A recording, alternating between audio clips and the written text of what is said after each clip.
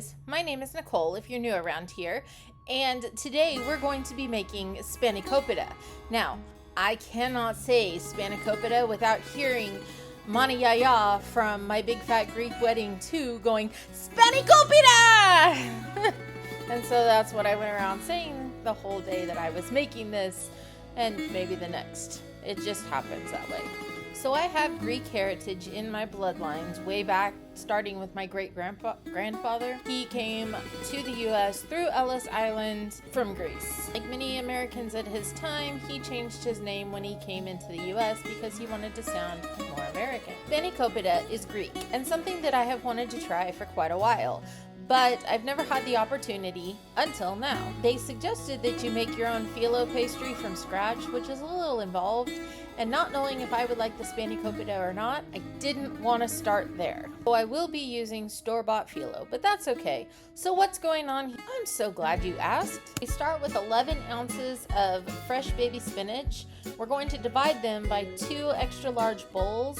You add the spinach, add a little salt, add the spinach, add a little salt, and you layer it in so that it will start the wilting of the spinach. See, don't worry, you didn't miss much. Once you have the spinach doing its thing, you add a little bit of oil to an 8-quart pot over medium heat. While your oil is heating up, now's the time to go ahead and finely dice 1 extra large onion and 1 bunch of green onions, separating your light onions from your dark onions.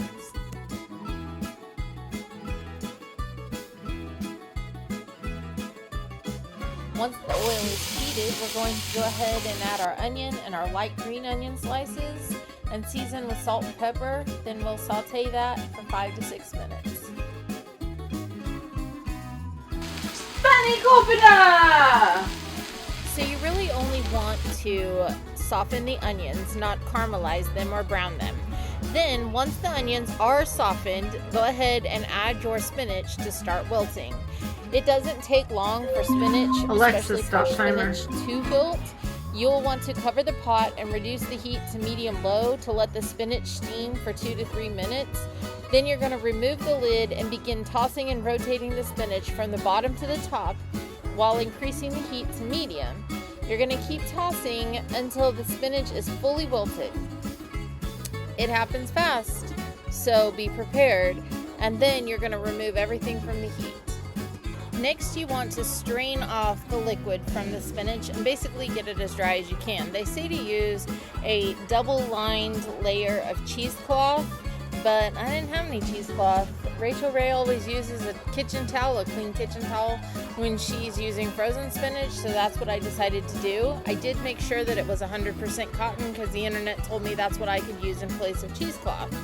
So I put my spinach into my towel and then I began straining it. Currently, my towel is sitting on a colander. Underneath the colander is a bowl just to catch all the liquid.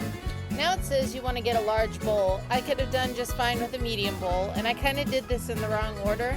First, you're supposed to add your 3 room temperature eggs and whisk them, and then add all the other ingredients. As you can tell, I didn't do that. The first thing I added was the parsley. Then I added my eggs, but as you can tell, I still have not whisked them together yet. Next, you want a good quality Greek feta that is contained in brine. I live in the middle of nowhere. We're doing good to get the feta that we had. Mine did not have brine or was not stored in brine. Therefore, the only difference is it says that mine might be a little bit drier, which might make the filling just a little bit more on the dry side. I did suggest going ahead and crumbling up the feta yourself because it says it gives it a better texture. Next, you're supposed to add fresh chopped Italian parsley. I didn't have any fresh. Mine was not doing well in the garden at that point in time, so I just used dried, and it was supposed to be a half a cup. I just kind of eyeballed it. The other thing I needed to add was fresh chopped dill. It said a half a cup. I have no idea if I had a half a cup or not. I just rolled with what I had.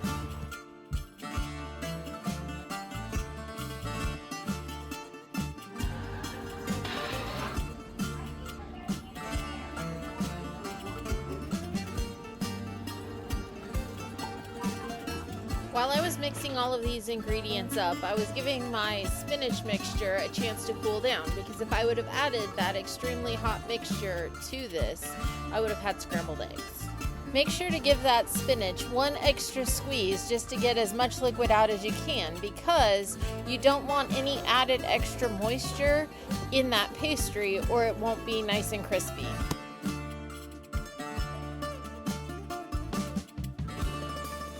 Finally, with all the back and forth trips that I had made through the kitchen, I finally kicked the jug in the middle of the floor. Here's where the healthy part of this comes in. The loads and loads of butter, because everything is better with butter. At this point off camera, all I am doing is melting 1.5 cups of butter or 3 sticks.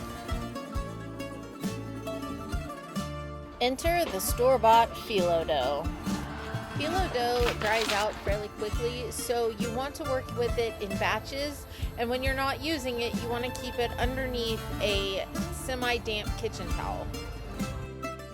Because I used store-bought phyllo dough, the recommendation was to layer it up in double sheets, otherwise it would be too thin and tear way too easy.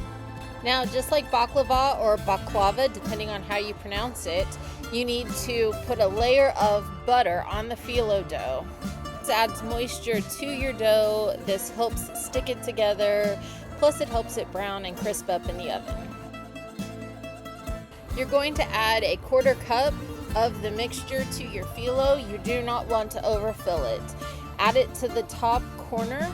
Then you are going to fold your corner over to kind of make a triangle. Fold it down, press it to fill out the triangle. Fold it all the way following that triangular pattern and shape. And then you have your Spanikopita. Place it on a rimmed baking sheet and proceed to make the next one. Do this until your pan is full. I think I got about 9 on my pan. Make sure that all of the Spanikopita sitting on the sheet are also covered with a towel.